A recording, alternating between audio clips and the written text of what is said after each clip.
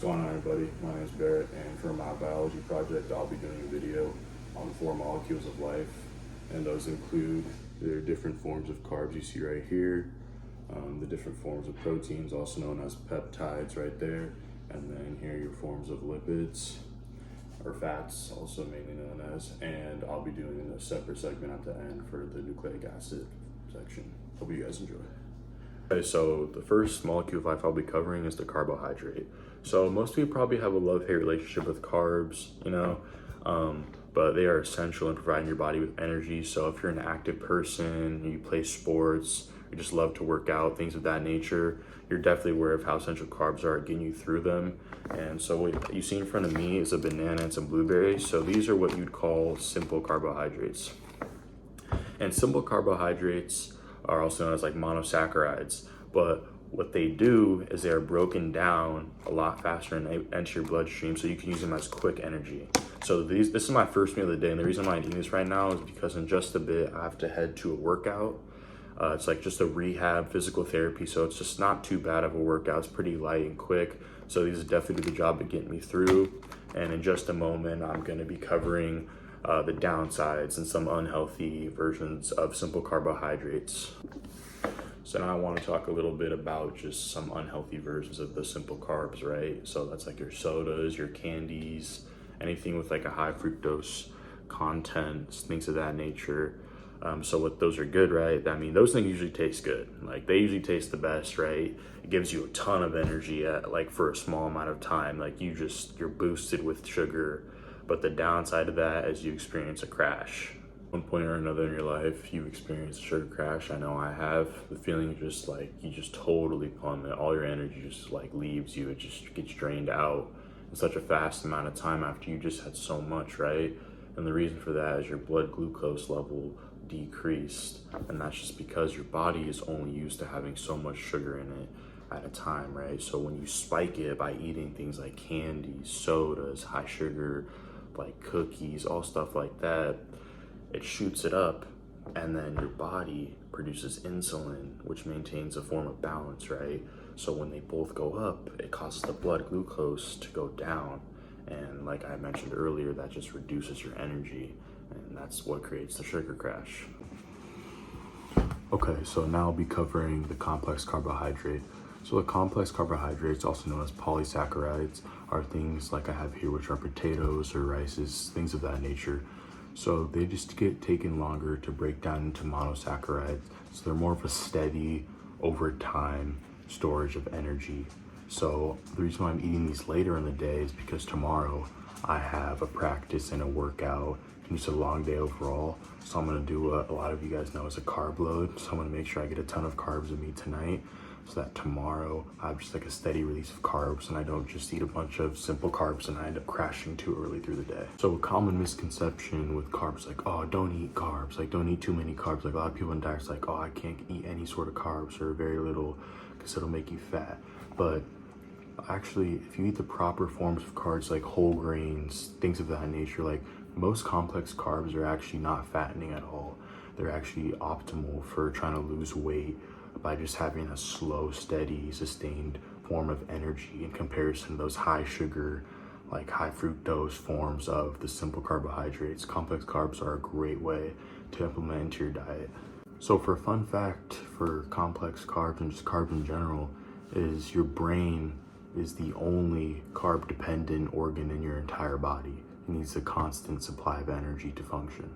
Covering is going to be proteins, also known as peptides, which you see right here from this steak would be an example of a polypeptide, as well as from these eggs and milk. So any examples of dairy or meats would be examples of polypeptides. All proteins have an amine group, and from a functional standpoint, for like example, your immune system, the antibodies that are used to fight off illnesses or infections, those are proteins. They help with structural repair. So for things like injuries, like tears, all that stuff, or when you work out and tear some muscles, the rebuild of cells and additional building of the muscle cells is due to protein. And like my personal favorite is the contractile aspect. So it allows you to flex, no, I'm just kidding. But yeah, so the contractile allows you to flex your muscles, you know, if you want to look big and all that stuff. So that's what the functional of proteins are. So what you see here is a steak and an egg. I'm gonna have 2 of these eggs. I just wanna get you a visual because I'll be eating primarily the egg white factor of it because that's what contains protein.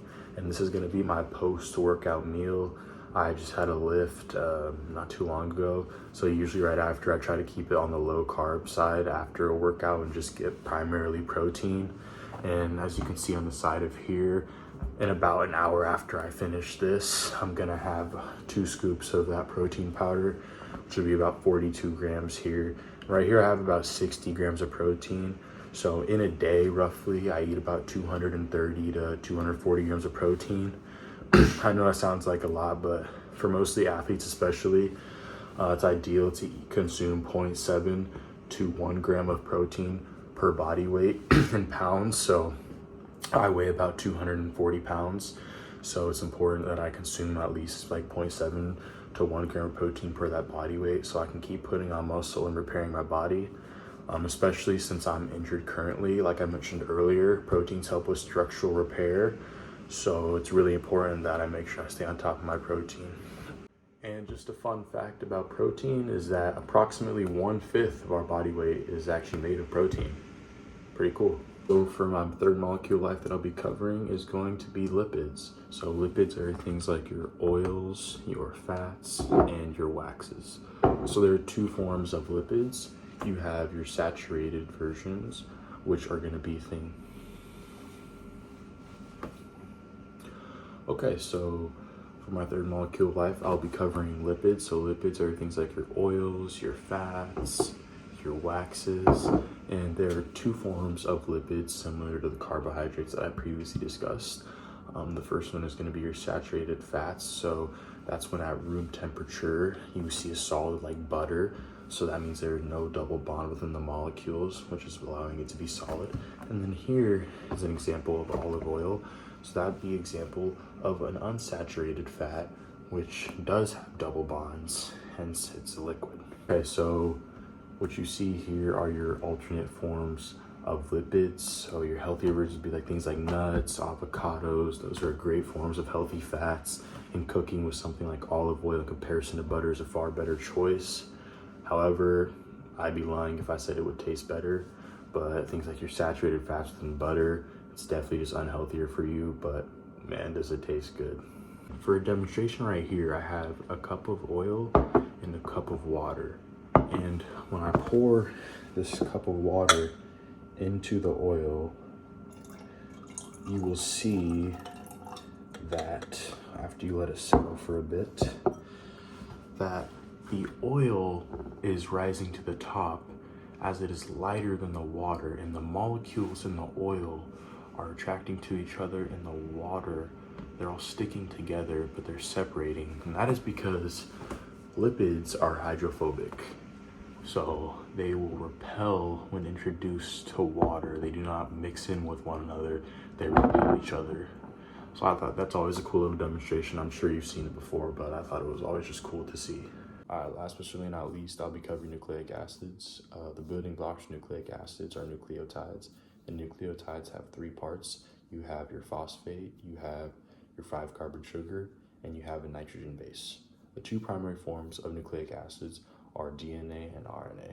DNA is the genetic blueprint, essentially. It allows how organisms are able to function. So like me, that's why I'm the example of DNA, because I'm only able to function and do these certain things because of my DNA. RNA is the protein synthesis, so it's just a process like through the codes of the protein actually being formed and created. DNA is 2 strands and RNA is 1. So DNA, their 2 strands are spiraled, and RNA is just a single strand. And in DNA, the code is different in comparison to RNA. It goes ATCG and RNA is AUCG. So the difference is the second letter. DNA has thymine and RNA has uracil. And another fact between the strands is that because DNA is 2-stranded, it cannot leave the nucleus, while RNA is 1 single strand and it can leave the nucleus.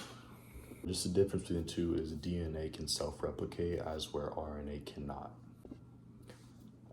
My personal favorite fun fact from this video is that DNA, 99.9% of the DNA in all of us is the same.